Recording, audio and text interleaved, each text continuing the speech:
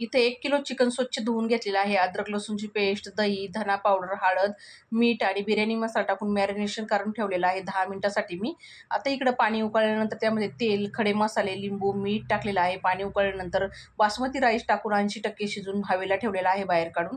कढईमध्ये तेल गरम करून तेजपत्ता, कांद्याची प्युरी, अद्रक लसूणची पेस्ट, घरगुती मसाला, लाल काश्मीरी मिरची पावडर, धना पावडर, गरम मसाला, हळद आणि कोथिंबीर आणि पुदिन्याची प्युरी टाकलेली आहे. तेल सेपरेट होईपर्यंत मसाला परतून घेऊन नंतर त्यामध्ये टोमॅटोची प्युरी टाकलेली आहे. मिक्स करून घेतलं चांगलं. नंतर मॅरिनेशन केलेलं चिकन घालून एकदा परतून घेतलं चांगलं. मीठ घातलं, झाकण देऊन चांगलं चिकन शिजवून घेतलं. चिकन शिजलेलं आहे. नंतर कोथिंबीर घातली वरून.